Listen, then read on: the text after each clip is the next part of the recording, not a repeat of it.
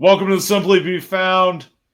Huddle, my name is Rob, and everything is raw and uncut. You have Dean with us today, which Dean and I are the co-founders of Simply Be Found. And today, with joining us, we have Ellen. Welcome, and thank you for being here, Ellen.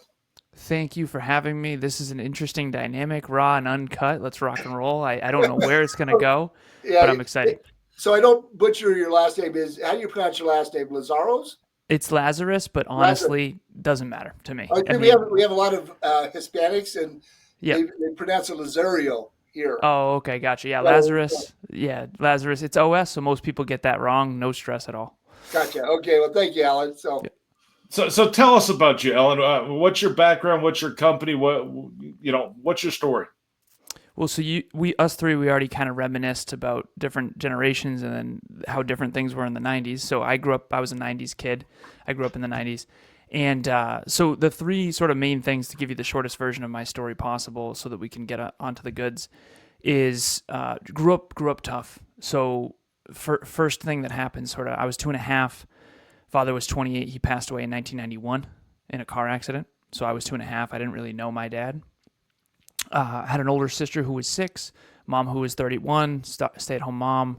And we, it was like, what are we going to do type of thing. My mom raised 2 kids on her own. So my stepdad came into the picture. His name was Steve Lazarus. So my real last name is actually McCorkle. Steve Lazarus, he worked for a company called AGFA. They did hospital computers during the 90s, like we talked about .com bubble. So we did very, very well externally. So from the outside looking in, we looked like we were crushing it.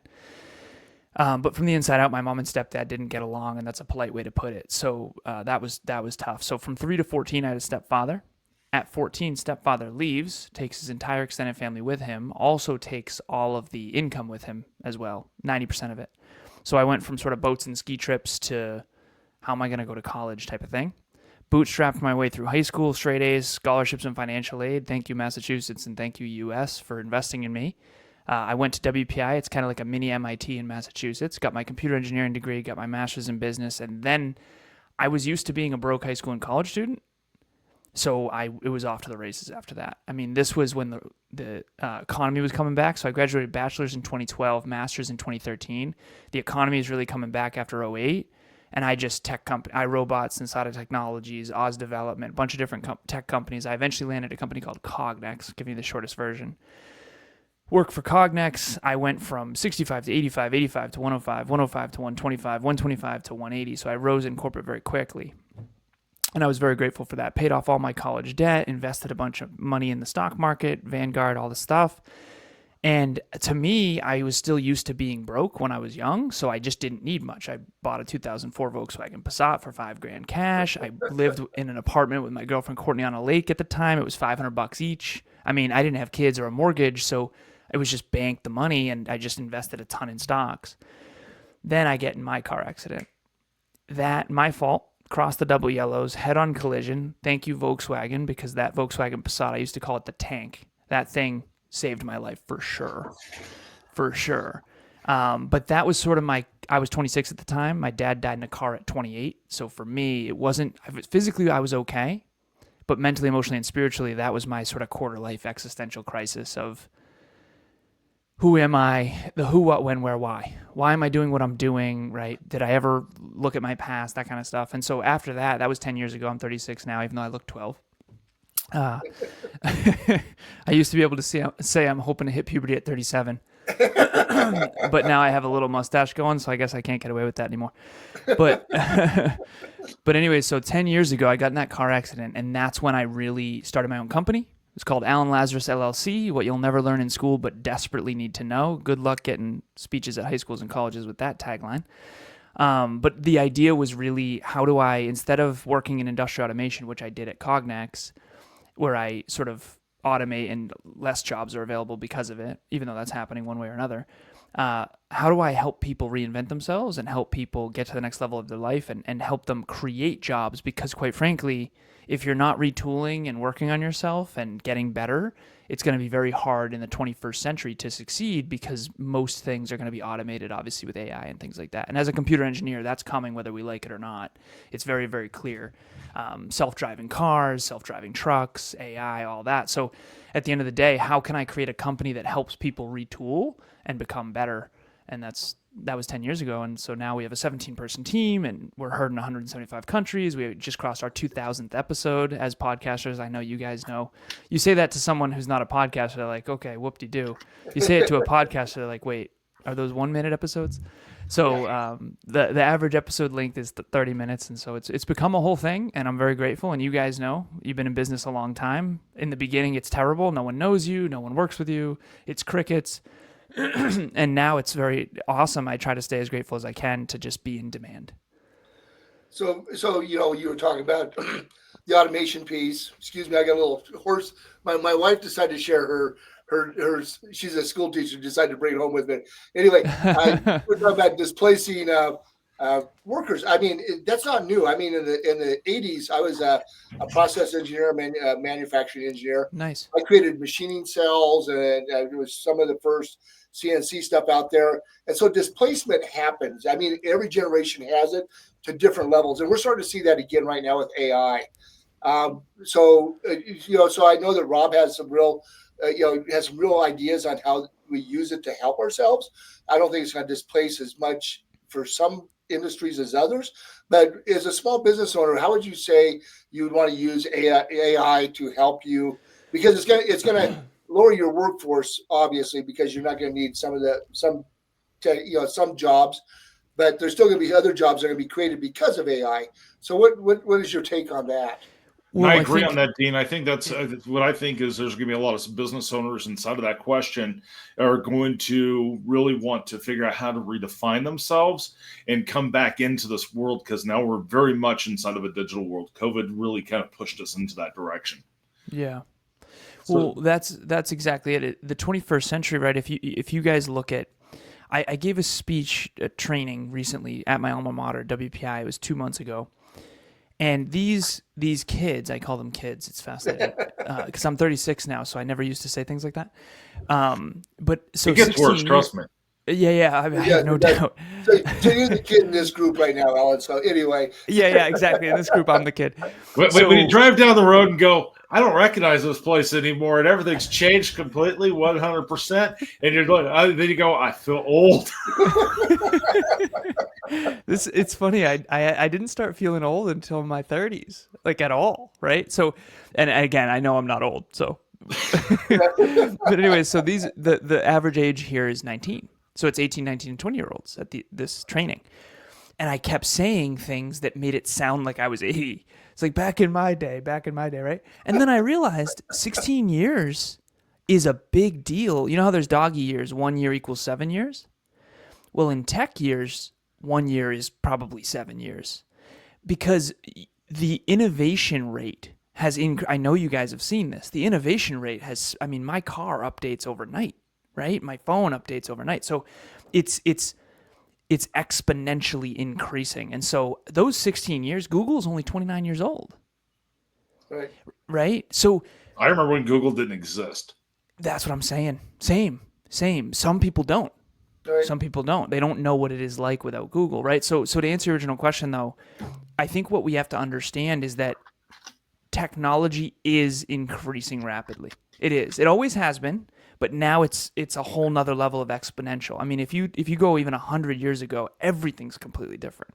So the world has really transformed more in the last 30 years than the previous 300. And there's a paper called The Law of Accelerating Returns by Ray Kurzweil. He's one of the R&D people at Google. But essentially what this is talking about is how 1 year of change for us now is like 10 years of change in the past.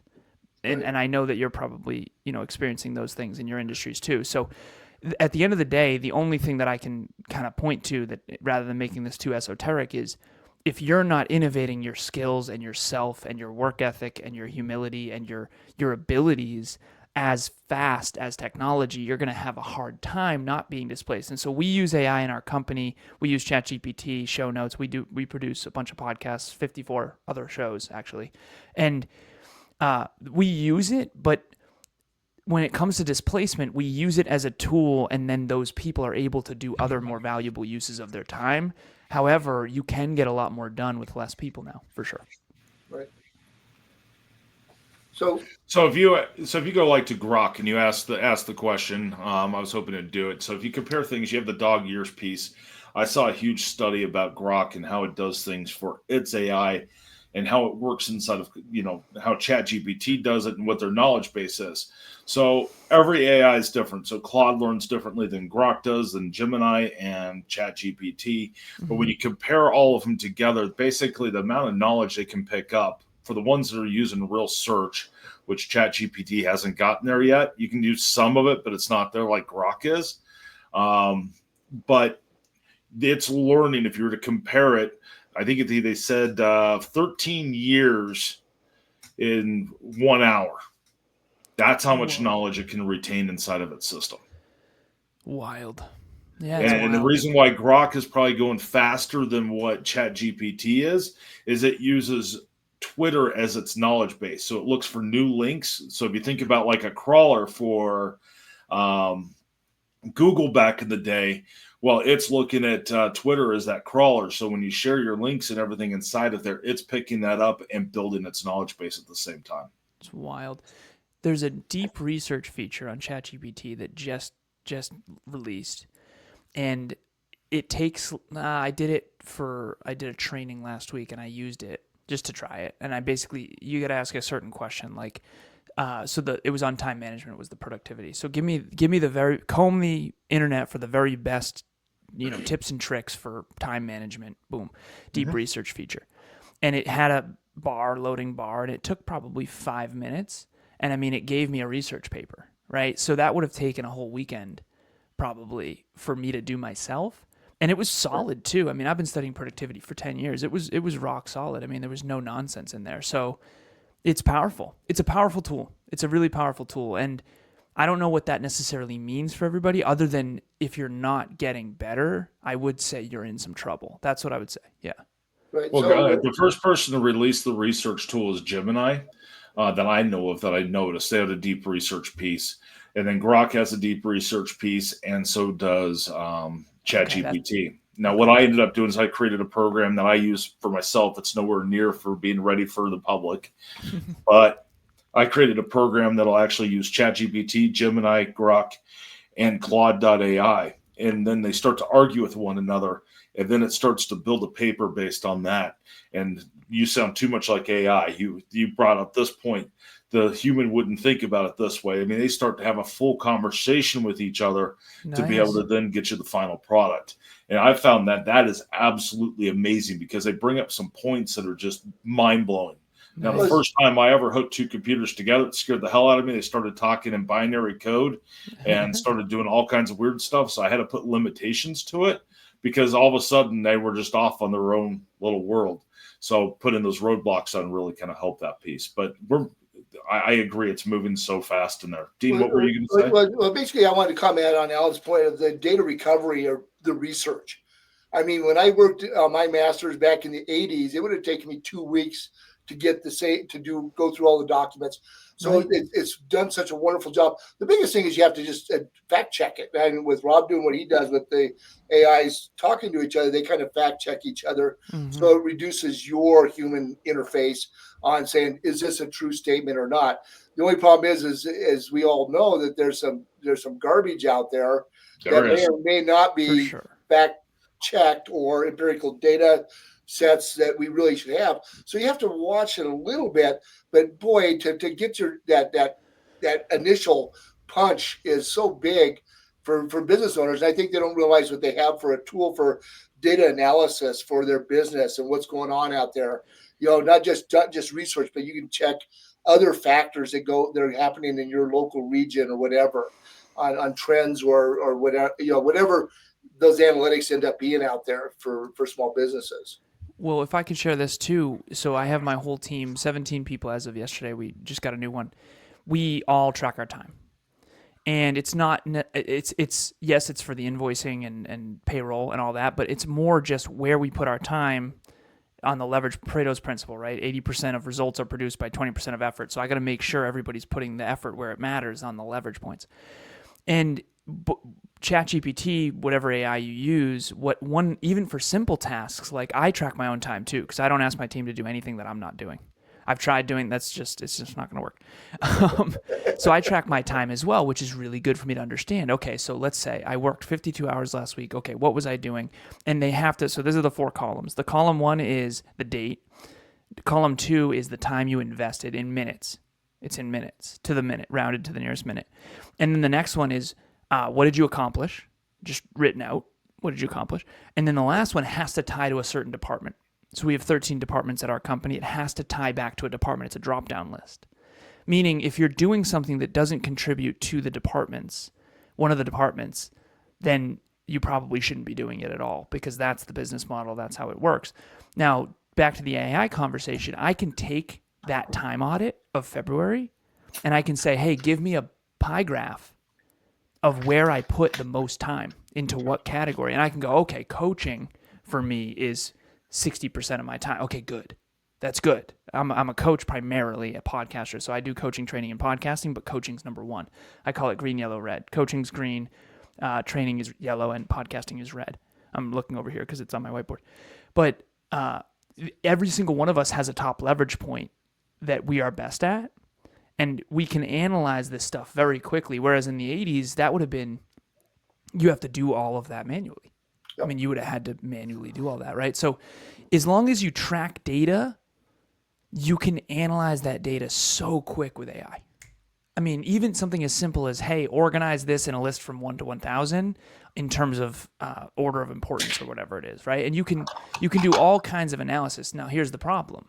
If you're not willing to actually track your time manually, which is a giant pain in the butt, we all know, you won't have that data that's accurate. It needs to be accurate data, otherwise it won't be useful because you can't make good decisions based on inaccurate data. You guys know that. But as long as you have accurate data, you're willing to put that work in the front end. Now I have data that I can have ChatGPT or whatever AI analyze anytime I want. Hey, okay, in 2024, where did we put our time? Put all the spreadsheets in. Import them. Awesome. Okay, give me an analysis of the whole team and where we put our time. What department got the most time? Oh, okay. Well, that department isn't even profitable. So let's cancel that. Let's delete that. And let's double down on the other things that matter, right? Well, yeah, AI's really came out of the woodwork for a lot of different tools, especially in the data side. So when we look at it for big data and we look at it for many of the marketing data, I mean, it's absolutely crazy for what it can do there. When you're talking time management, one thing that came to my mind is, have you ever looked at Dan Mortel and his time management piece of how he does his time management audits? Dan Mortel, is that an author? He wrote, I don't remember what book he wrote, but yes, he's wrote books. Yes, he writes books. He's an influencer, if you will, too. He does a lot in the SaaS world. I don't agree with 100% of all of his philosophies. He works really well with enterprise, but he has a huge piece, buying back time. So he has a whole book on buying back time. Yep. And that whole piece is in principle of how you track your time out, how your team should track your time out, and just each of those pieces for you to be able to do it. Just like, what did you think of the book, by the way? Book was decent. Yeah. Okay. You recommend it? A lot of that book was about getting, assistants in place, being able to, do the right things in the right time pieces, and focus on what's going to make you money. Because inside of business, if you're not focused on what makes money, you're going to lose all the time. 100%. Yep. Have you read the book before? I haven't read Buy Back Time, but I've read. So I study only 3 things. I'm kind of a very specific guy. So I study self-improvement, productivity, and business. Those are kind of the 3 but I've seen Buy Back Time and I've questioned whether or not to get it. You should listen to it. It'll bring up some interesting key points for you. Done. I mean, while we're talking books, the other one I'd probably recommend for you would be probably StoryBrand. StoryBrand's a pretty good one. Yep. You'd probably eat alive. Okay. StoryBrand, Buy Back Your Time. Yep. StoryBrand is from Donald Miller. Yeah, Right. Donald Miller's got Business Made Simple, a couple other ones. Yep. To me, even just books keep you focused on the right things. For me, that's what a book is. Put it on in the background, listen to it, while you're doing stuff around the house, and just keep your mind focused on the right time. So Buy Back Your Time. That book, if nothing else, will keep you focused on delegating some things, which will move you forward. It brings up key points inside of your brain for you to be able to know that that's, a thing that's out there. I mean, everything gets regurgitated at some point. People complain about AI doing that. But, I mean, we've done it with, I mean, look, all the stories that Disney came up with were technically fairy tales from, some of them were really dark and had to get twisted to be a kid's story. But I mean, we've been doing that for centuries of being able to reuse things that are out there. I mean, a lot of these business books are coming from, Dean, you're going to have one that comes off of this, but How to Win Friends, Influence People by Dale Carnegie. Yeah. You have, and that has spinoffs of other things that have came into there. But when knowledge is not new; it's old. Right, exactly. So in my generation, it was Peters and Waterman, Thriving on Chaos. I mean, things like that. I mean, every book. I mean, business owners need to understand that self-improvement needs to always be happening. I'm 60-some years old, and I listen to books all the time. Sometimes Rob recommends them. Sometimes I find one and recommend to Rob, or I hear from our leads groups that we attend. Somebody will say, you just need to listen to this. And even if you come up with only just one or two ideas that may improve how you are, that's really so important in business growth, especially to stay in front of things and to make sure your brain is, because you get so dang close to your business that you don't think about how to improve your business sometimes. And I think that's a real problem with small business owners, or any business, I should say. I mean, I've been in corporations where they get stuck and they can't get unstuck, kind of thing. Yeah. I think it's a big thing. I think that YouTube and podcasts that are now on YouTube and the whole 9 yards have changed books in a way too, because I think a lot of people end up picking up a lot of information from the books. I mean, I've considered canceling my Audible just because a lot of times I get more out of them having a conversation about their book than I do from the book. Whoa. I also have considered canceling my Audible too, because Spotify has most of them for free now. Well, with the premium. So if you have Spotify Premium for music, they also are doing books. So I've considered that too. To me, the books are just packaged in a way that is very structured and analytical, and they have stories connected to the lessons, that kind of stuff. What would you guys recommend in terms of like top books that are musts for you guys? Oh, geez. I read so many of them. I don't remember titles. I just remember concepts. And that's kind of, that's always been my philosophy. I don't get hung up on the fine details. So for me to actually give books, Rob's much better at that with the authors. And there's a few go-tos for me. I mean, I love Oren Klaff for a lot of things. I like Donald Miller, some of his concepts, Dan Martell. Gary Vee has a really good couple books that are out. Yeah. And I'm losing my mind on which other ones I'd have. I'd have to pick up my phone and look at Audible and go what they are. Because I've spent, with how technology has moved so fast with the AI and how local listings. I mean, when we first started doing Simply Be Found, we started with what did we come up with? 3 to 5 networks possibly at the very beginning. And we just did a huge analysis and brought data into the AIs and our data science team behind us. We worked on bringing all this information out. And we're now over 1,000 networks that we work with for just our listings engine. So things are moving that fast in 5 years to where it's hard to be able to find a book that's up to date. I feel like it's almost like it was back in the 90s for me. So I worked at HP, I worked for AOL, CompuServe, Prodigy, and a lot of the .com places that ended up crashing during the .com boom. Yeah. But when I was working at HP, one of the engineers was like, I was going to be going to college. I would have been 14, and I was waiting to get into college because I had my GED because my high school diploma wasn't recognized for the state and all this different stuff. So I had to wait for that. And I was like, I'm going to go start taking college classes. And he goes, I think you're going to waste your time. And I was like, I don't think I'm going to waste my time. And I went and took a class. He goes, well, how did your class go? I said, well, I learned that 3 years ago. And he goes, exactly. He goes, you're going to waste your time inside of the classroom because what they're teaching is so outdated. You're going to learn more on the floor here than you would there. So then I just I kind of stopped doing those classes after I did those classes, didn't take any more. And I think we're at that same place that technology is going so quick. That's why I refer to this time being like between 95 and 2000, because we moved at an extremely high rate. We're just more organized and can handle technology more. So for small business owners, being in it, getting in it, staying in it, like I'm reading a book right now called Reset by Dan Heath, and he's talking about how there's the simple principle we have to get back to, which is go watch the work. Some people have a company with 50 people, but they don't see what those 50 people are doing in person. Yeah. Right. And I like would agree. I would go agree on shadow that. people. Yeah. Go shadow people so you can see what the actual problems are. So Right.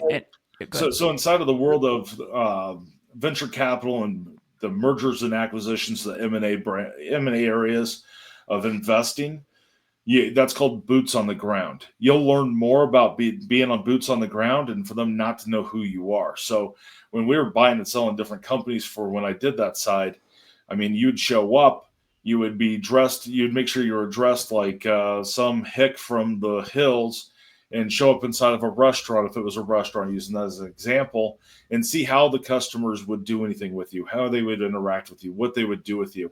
And there was times I would sit there for hours and act like I was just that weirdo sitting in the corner that was, drinking pop and on his computer. And really I was watching their entire operations, how they were interacting. But starting at the bottom of an organization and talking to people, you're going to be able to find out more. Because if you don't know what's happening on the day-to-day, it's not going to work. Yeah, no, so you talked about that. I used, when I was in management, I actually took my desk out of the front, the glass pyramid or whatever you want to call it, the Crystal Palace. I moved my desk out into the machine floor, into the production area. Nice. So I could actually, people felt like I was approachable. And I think a lot of business owners lose some, depending on the size of your business. I think some employees don't feel like the boss or the owner is approachable. And I think that really hurts your business because you don't ever hear their concerns. You don't, that kind of thing. I agree with you 100% that you have to be aware of what's going on to be able to pivot your business when you need to. That's one of my main concerns, actually. I didn't personally research this. ChatGPT did most of the work for me on this, but I looked up what are signs that you have an intimidating personality, and it came up with 30 of them. And I call this the intimidation factor. And how many did you match for? 30. Yeah, 30 for 30. And so I had my business partner, Kevin. I said, hey, man, I did it with my beautiful girlfriend and future wife, Emilia, as well. I said, hey, can you rate me from 0 to 10 on each of these traits? And there's a little description with each of them, and I can send them to you guys if you want them. But that's one of my serious concerns, is because I coach 26 individuals, business owners. We work with 54 other podcasters plus another 11 in a group coaching program we have. So we're looking at almost 100 clients. But what I'm finding is that people are treating Kevin very different than me. And Kevin's my business. He's the people guy, right? I'm metrics, organization, track your time, spreadsheets, engineer guy. And every business needs someone who's really good at systems and structure and metrics, and then someone who's really good with people. And it's very hard to have both of those in the same person. And I used to think that I was good with people. I still think I'm okay. But I think with a group of engineers, I think I'm a pretty strong speaker. Without a group of engineers, I'm not so sure anymore. Kevin and I would go give a speech. Everyone would love him, and they wouldn't like me. And I'd be like, my speech was better than his, right? But it doesn't matter because it's all the person. It's the messenger as well as the message. But anyways, so these intimidation factors, I came to realize, okay, and here's the other thing. Every single one on that list, I'm actually working on making higher. Like direct eye contact, direct communication style, getting right to the point, like all these different things. I'm working on making those more. This might as well be a list of strong leadership qualities. Oh, so you going to the factory floor made you approachable. I'm concerned because Kevin would find out from this team member, hey, they're struggling with this, this, and this. And I'm like, that person they told me they were killing it. They told me they were great. They told me everything was, oh, okay. So I'm getting a different version of everybody because I'm so buttoned up type of thing. And I don't know necessarily what to do about that yet, but I do think that's a fascinating concept that I've been contemplating a lot lately that might be of value here is we are getting a different version of everybody based on our own wiring. So some people are super high in conscientiousness, they're perfectionism, they're thorough, Six Sigma, those kinds of people. You're getting a much more buttoned up view of people than is the reality. And that's why I like what you said, Robert, of like going when no one knows you're there. Well, you can because go and no one's there. So I mean, you could take that even further, and you could go to you go back. Have you ever studied Sam Walton at all from yeah, Walmart? yes, absolutely. What made Sam Walton stand out compared to other CEOs at the time? The dude was so. I mean, he drove a pickup truck that he bought when he was. He was so regular, quote unquote. And again, he went to every store, and he would even study. I remember there was a story of him in Brazil down measuring the aisle length, and he got arrested in Brazil because he wanted to see if they knew something he didn't, and like that kind of thing. So he was visiting these sites constantly. Yeah. So what he would do is he'd travel the country inside of his truck, him and his dog. Yep. And so I worked for Walmart for a while, and the manager I worked underneath for the store manager actually was trained by Sam Walton. He was during that time, and he wasn't going to change his store. It was one of the last stores in the U.S. that I know of that had the same principles and basically told everybody to F off inside of the corporate world after he passed away. And he ran the store like Sam Walton would for the remainder of his tenure with Walmart. And the stories that I would hear is, I mean, he would show up, he'd park his truck in the same spot employees would park at, him and his dog would come in, they would go through, and they would talk to every single person. And the thing is, when someone walks in, so back when I did venture capital and did all that, I was the guy that would show up like this to a meeting. I'm also the guy that in one meeting took off my shirt and wrote numbers on it and pinned it up to the board and walked out. I had to go to the bathroom. But they thought I was walking out of the meeting room and I was done. But that is a different persona, and it's a different wiring than what somebody in a suit that has their MBA and has all these, their law degree and all this stuff comes into play. But it's knowing what's going to, changing yourself. You don't want to be a chameleon inside a business, but you have to be able to change yourself to be able to be inside the environment you are. It's no different than watching to see at a business lunch. Does the other person order a drink? Are they looking at the drink menu before you order alcohol? We do that naturally inside of our brain, most people, when they're going into the restaurant world with someone they don't really know. Then you also have things that you do, like if the person cusses, do you cuss? There's a whole entire piece that's inside of there. So the whole reason I like raw and uncut for video is it's real, because the the ahs, the misguided eye contact, all of that, it brings a persona back in of a real person. Yeah. But you have to be able to remember all of that when you're inside of there. That's probably the difference between each of your partners. If I was to look at both of you and compare you, you probably put off a different persona when you walk in, a different attitude, all of that, the way you look, the way you dress, the way you walk, the way you talk, the whole 9 yards is going to bring all that all the way up to speed. So right there, Rob, like you and I, the difference right there, Rob is very passionate and freaks out our team members sometimes. Because they think he's angry. He's not angry. He's just passionate. Yeah, and very energetic. And very much, the sales thing. I am a very approachable, different kind of person. I'm a little more tempered. When I was 40, around you guys' age, I was a whole different person than I am now. And I used to really get angry when I was at the glass ceiling in the corporate world, saying, you people up there, why do you say I need to wait 20 years before I could lead a company, especially at a corporate level? And I know that's changed this world today. But there's a tempering that goes on. There's an understanding that changes. Your approach is maybe a little softer. Now, I know some people that are not that way. They're really in your face. But I had one of the best manager I ever had that ran a business. He managed by delivering the mail. That was his philosophy. What year was that? Back in the day when you had corporate mail, he'd get all the mail for everybody. We didn't have a person take it. He took the mail to each supervisor, each person that had anything and would have a conversation with them, and it became very approachable. And he learned more about the business in 6 months than somebody would just study it from the outside, because the conversation is different. And he brought a whole new perspective when he took over the business after I was involved in a merger and acquisition, and he took over and he discovered more about it than the managers that had been there for years knew about their own company. One of the things that I think might be of value too is this is something I learned because we had we grew by 119% year over year from 2020 to 2020. No, 2019 to 2023. And then in 2024, we only grew by 18%. So we had to contract a lot. At our peak, we were 24 people, 24 departments, and a charity. And again, I know it's still a small company compared to most. For a podcast, that's a lot. I mean, as a podcaster, we're extremely successful. As a business owner, not so much. Depends on the frame you're looking at. Compared to Walmart, they make more in a day than we do all year, right?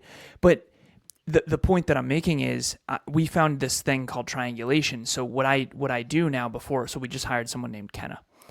I had a meeting. Kenna shows me a certain version of herself based on the chameleon thing we're talking about. And then I have Christina and Kev, so the 3 chief officers. So it's me, Christina, and Kev. We call ourselves the 3 cowards because no one wants to be bad cop. It ends up having to be me, but it is what it is. Especially when we had the 24 team members had to contract. Like I have to be the guy that says the things he doesn't want to say, to fire and all that kind of stuff. But green, yellow, red, simple. Everyone talk to Kenna. Doesn't have to be a formal interview. Just meet her, get to know her. Let me know what your gut tells you. Green, yellow, or red. They both gave me greens. Done. In the past, it would be green for me, red for Kev, yellow for Christina, and I would say, well, we got to go with one of us. Mistake, because that person would only show me a certain version of them. I need to see from all different angles. So that's triangulation. So one thing that's helped me tremendously in leadership is I need Kevin's perspective and Christina's perspective on someone before I get the whole picture. Like if you want to see this cup from 360 degrees, you have to look on each side. We're only seeing people from our lens, right? And they're also mirroring us. To your point about in the restaurant, do they order a drink? Do they not? Do they cuss? Do they not? So we're only getting one 2-dimensional image of a person. And if you want a 3D image of a human being, you need to get different perspectives from different people that you trust, right? And so Christina's going to, and here's one more piece too. Male and male, female, female, there's an unconscious comparison thing that happens. So you guys were doing well. But what I've noticed is I trigger men more than women. So a lot of men do this with me, right? They don't mean to, but they're always trying to they do that all the time. It's brutal, right? But women never do.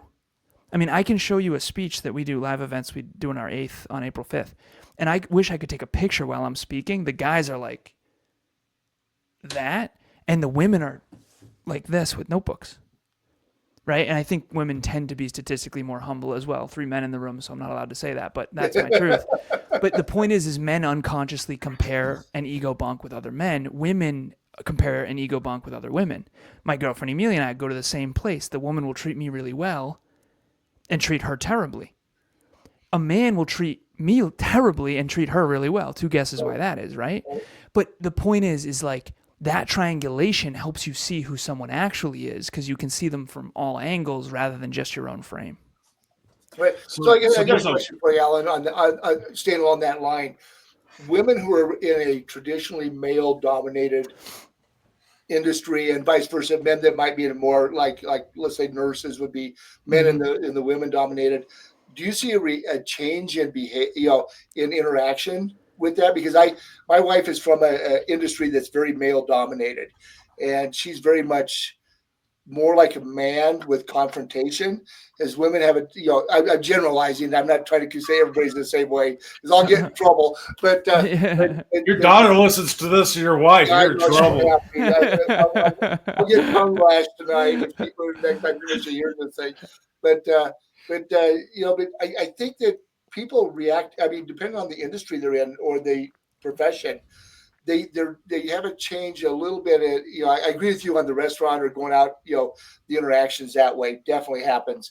But as far as in the business place, I find that women in a male like engineering, women in engineering are different than women that are in other fields, as far as the way they interact with people. And men the same way. I'm not just saying women change. Men are chameleons based on their industry as well. I think all of us are. Well, we're all a product of our environment to some extent, and ironically, the only way not to be is to realize that you are. So there's a lot to be said about that environment piece. So if you take kids, I'm gonna use both my girls for an example. 6, 9, soon to be 7 and 10. But when I have them and we're one on one, it's a different piece. If my wife has them, it's a different piece. The attitudes are totally different. What they try to get away with is totally different. Yeah, right. If we're both together, it's going to be completely different. So now you pull one of the girls out, it is also, again, different because what you're doing is you're changing the environment. You are also changing the hierarchy. So men are going to be more or less to listen to a woman that's talking and not be as aggressive with that because that's in the nature. She already has that ability to be able to calm that down because you have to remember you have the fight or flight piece inside of your brain that's still there. We go back to caveman days for that. It's been there our entire piece. Is it going to be something I'm going to eat? Is it going to be something I'm going to mate with? Is it going to be something I fight with? What am I going to have to do with this? Is it going to kill me? Do I have to be threatened? Right. All of those pieces are all there.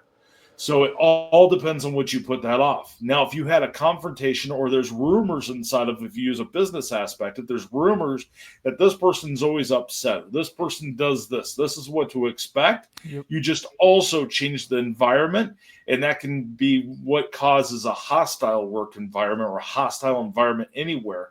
Because now you just added poison to it because now they have a persona that they didn't even necessarily feel, but they brought that into the picture. So that's what you have to watch out for as well. Well, this is why this brings up the culture conversation too of like, what are the core values of the organization and do you hire and fire based on the culture? And what I've found is people, for us, it's growth mindset, service driven, heart driven, but no BS. And then the last one is humility. Humility by far the most important. And we have to define it too. And I actually have a list of things not to hire, if you guys are curious. I have it eight things to watch out for, straight up. And I call it an UNMEDSAI score. I might as well just give it. So UNMEDSAI, it's an acronym, UNMEDSAI. These are the people, if you have a high UNMEDSAI score, no one is zero. I'm not zero on the UNMEDSAI score. And again, I made this up personally. But these are the things that through massive pain and failure, I realized I don't work well with, whether it's clients or customers. The only difference between a client and customer is product or service, right? And then you've got the team. So UNMEDSAI is unstable, naive, manipulative, entitled, delusional, significance-driven, arrogant, or immature. So if you're very high on any of those 8, we all sized each other up when we first got on here. You guys have a low UNMEDSAI score. If you guys had a high UNMEDSAI score, we'd be doing this the whole time. And you guys would be probably mistreating me a little bit, that kind of thing. I'd be bullied. One of us would be bullied, put it that way, right? And at the end of the day, and I can go through and define each of these if you want, but what I've figured out is the people that are the hardest to work with are the ones with the lowest humility. And humility, I don't come off super humble. I understand that. I do. A lot of people think I'm arrogant. What I've come to understand is that inward humility is, I know I don't know everything. I know that I have something to learn here, and I don't need to dominate this podcast right now. I can take a back seat. I can listen. I can learn. Yes, I'm going to add value, but I don't need to win this fight, so to speak. And so the antidote to those things, I think, is humility and learning and personal growth and actually emotional maturity as well as another piece of it. And we can all think of when we were younger and we were more immature and we were more trying to win the fight rather than win the war, so to speak. And I think that in business, if you have people that are unstable, naive, manipulative, entitled, significance-driven, delusional, like you're in trouble. You're in trouble. And at least that's what I've found is immature, arrogant. These are the character traits to really watch out for. And again, like I said, I'm definitely naive as hell. I would say at times I can be arrogant. For sure. I sometimes immature, but like I'm not unstable. I'm definitely not manipulative. I don't think I have any entitlement because I grew up from nothing. When you have so much stripped from you as a kid, you don't really have that sort of, deserve it factor that a lot of people in the younger generations do. So at the end of the day, you got to figure out your own core values and your own culture. And yes, you have to realize that the observer effect is a thing. If I study a zebra and the zebra knows I'm there, it's going to behave differently than if it doesn't think I'm there. And so all the data we have about human beings is predicated on us. We're in an echo chamber of our own persona. And it's really important to understand that, because if you think you understand people only by studying people around you, there's a whole nother part of the equation you're completely missing. So along those lines, I did. Let's talk about the small business owner a little bit. I wrote a whole piece, and we never published it. I wish we would have. What being a narcissist? Everybody's is narcissistic to a point. Yeah, of course. We all, there's different levels of it, but I find that the bigger narcissists are the ones that are more entitled in business. Do you? Yes. Do you feel the same way? Absolutely. On that? Absolutely. By the way, fellas, I'm just realizing right now we have 2 minutes left, and I got a coaching session in 2 minutes. Let me. We don't probably should. Yeah, I should have given you guys a better warning than that. Oh, yeah, you're totally fine. But I mean, we can wrap up and be there. That's the nice thing about being unfiltered and unedited, I guess would be the word. Yeah. I was just I had a whole different thought, and I had to shift gears, and I didn't shift gears well. We were just about to get into it. I'm sorry, guys. I looked down at the time right before Dean was talking. I was like, "Oh, I am screwed. I have a paid coaching session in literally." You better get to that. So, Ellen, if anybody's interested in you and all that's listening, how do they get in touch with you? Thank you so much. I mean, ultimately, it's nextleveluniverse.com, spelled just like it sounds. Next Level University is the name of the podcast. You can Instagram, Facebook, LinkedIn, all 3 of those. I answer. Please DM me. Please reach out. And thank you guys so much for having me. I really appreciate it. This was awesome. Thank you for being here. We appreciate it. Yeah, thank you both. Thank you. Right. Take care. Bye now. Bye.